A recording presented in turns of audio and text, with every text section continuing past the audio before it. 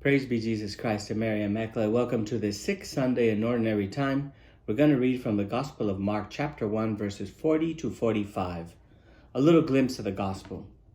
A leper came to Jesus and kneeling down begged him and said, "If you wish, make me clean." Moved with pity, Jesus stretched out his hand, touched him and said, "I do will it. Be made clean." The reaction of the people who listened to Jesus' teaching at the synagogue 2 weeks ago was that Jesus had a different authority than that of the scribes. In his teaching, Jesus came across as someone with a different authority, as if something new, a new teaching, something that they hadn't heard before, unlike that of the scribes. Because the scribes, even though they were the experts in the sacred scriptures, the scribes depended on outside authority. They would quote older texts of the Old Testament. They would quote texts from older rabbis than them to justify their own teaching, while Jesus, being the Son of God, taught with his own authority, with the authority of being a son.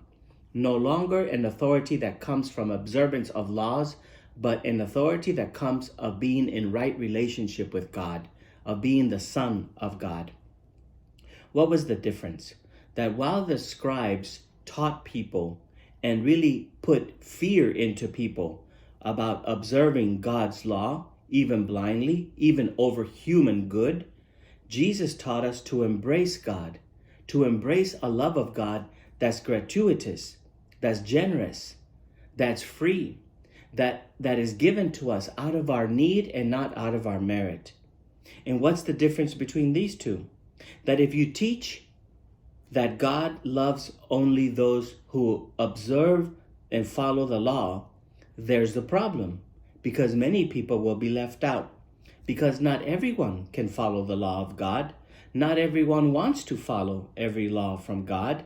Not everybody can identify with the law of God. And therefore, many people will be excluded out of God's love if God's love depended on strict observance of the law. But if you teach that God is love, and that God is love for everyone, and that everyone is worthy and capable of embracing God's love, that everybody is invited to embrace God's love, then this doesn't exclude anyone, only those who wish to be excluded. So Jesus' message throughout the gospel is that God cannot be reduced to just the fulfillment of the law. God's love is not exclusively conveyed through doctrine, because doctrine changes. The laws change. Take, for example, the law of Moses. God gave Moses only 10 commandments. And by the time that Jesus was around, there were well over 681 or over 680 commandments and laws that people had to keep to. The whole question of the Sabbath that we looked at last week, 1,521 actions that were forbidden to do on the Sabbath. All of these were man-made. And because if God's love is only conveyed through doctrine, we know that once a doctrine is taught, and once a law is emanated, it becomes old, and it'll need to be reinterpreted. It will need to be translated. It would need to be updated, and many of the doctrines that were once considered to be valid and really solid have no longer the same type of strength or truth to them. Doctrines change. Laws change. It happens even in our time. But God is manifested through God's love. God's tenderness is a language that everyone can understand.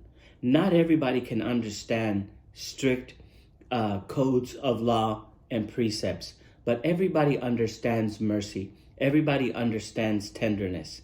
And many people, even today, have distanced themselves from the church precisely because that tenderness of God is not preached enough, is not taught enough. Much emphasis is placed on laws and precepts and rubrics than talking about God's love, mercy, compassion, and tenderness. Just think about how many times when somebody walks in and approaches a parish office, what they're met with when they come up with their situations. They're met with requirements, rules, regulations, cost, boundaries, instead of tenderness, love, acceptance, and hospitality. In conclusion, the evangelist writes that Jesus becomes very famous, that once Jesus willed and cured this leper, Jesus became really famous, and everybody was looking for him. He became famous in that whole region. Why did Jesus become so famous? I think a better question is, who is responsible for Jesus becoming so famous? Who caused this fame to happen? We'll look at it a little bit later. Hence the person in the story, a leper. A leper comes. A leper here is a person who is marginalized precisely because the religion considers that person not only infirm or sick, but considers the person impure. And it's the priest of the temple whose job it is to not only detect the infirmity, but to also to claim that person to be impure. Religion can sometimes be very inhumane, to the point that sometimes it comes across as unchristian or unloving. And what is this injustice that we see here? That it's religion that affirms and declares certain classes of people to be good or bad, to be just or unjust, to be pure or impure, to be worthy or unworthy, strictly based on their conduct, their behavior, their situation. Yeah? And when it's religion that makes people or claims people to be impure or unclean, they therefore exclude them from God. The problem here is that God is the only one who can absolve them of this condition. God is the only one that can act on their behalf, hence Jesus. But since they are in that classification of people as impure, they cannot turn to God because they're not allowed in the synagogue or in the temple. It's a dead-end road for many of these people. It's a real tragedy for people who are deemed to be uncurable and unclean. So the evangelist presents us with an anonymous leper. And when the evangelist gives us anonymous characters, it means that they represent somebody bigger, or maybe even a group of people, anybody who's experiencing the same situation. And this character represents a person who, by their own fault, because at that time, leprosy was believed to be a punishment from God for a serious sin. So before Jesus is somebody who, by their own fault, finds themselves in an impure situation. He finds himself in a situation that makes him impure. And the only one who could free him from this impurity was God. But because he was impure, he could not even get close to God. So this leper evidently heard about Jesus, and he heard about Jesus' fame. What did he hear about Jesus?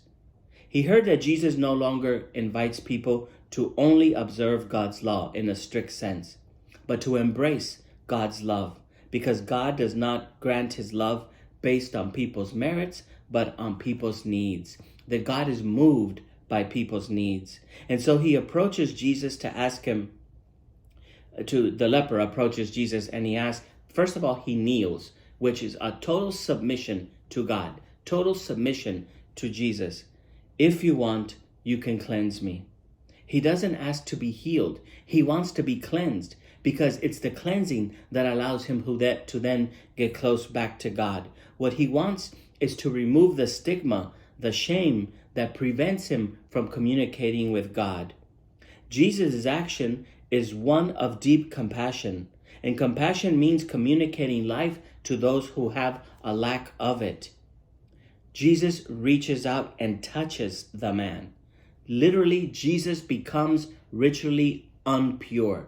Jesus, the Son of God, becomes impure because of the law that was established.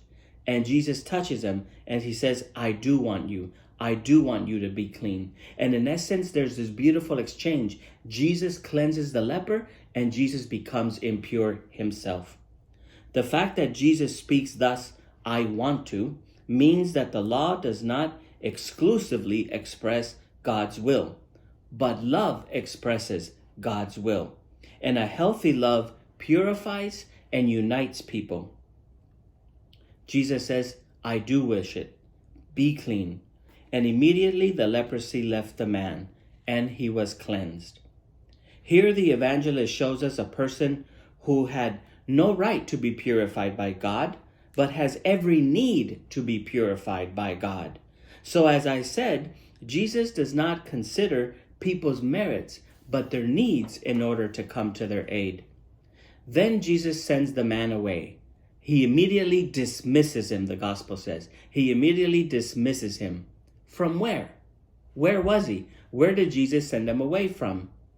Maybe from his experience of religion. Maybe he dismisses him from that religious thought that he was totally convinced of that made him impure. To dismiss the thought or the teachings that makes people excluded from God. Because God has never excluded anyone. God has never excluded you from his love. It was his religious beliefs. It was the institution that had this man distance himself from God, not God. And the man has to leave those thoughts and that experience behind. And after this episode, the evangelist writes that the leper accepted the message of Jesus, and he went out to preach and spread the word about who Jesus is and what his message was about. This leper is the first preacher of the gospel. The first preacher of the gospel is a person who was marginalized and kept away from God. He then becomes a preacher. And what is the message that he preaches? That no person in the world can feel excluded from God's love.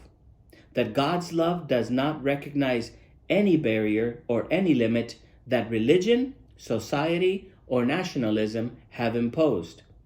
St. Peter would tell us later in the Acts of the Apostles that God has shown him that no person should ever be called unclean. And this is the good news that the former leper begins to proclaim everywhere, that God considers no one to be unclean, and that everyone has a right to a right relationship with God if we freely accept God's love and mercy that will change us, that will make us different, that will allow us to choose God again and to do good instead of evil. God bless you.